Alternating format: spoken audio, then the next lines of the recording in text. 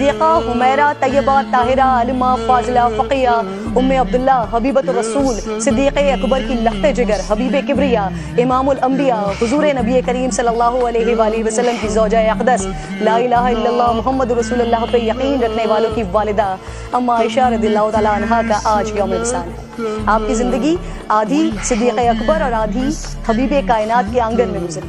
آپ وہ ہستی جن سے نکاح کی بشارت رسول کریم صلی اللہ علیہ وآلہ وسلم کو خواب میں ملی۔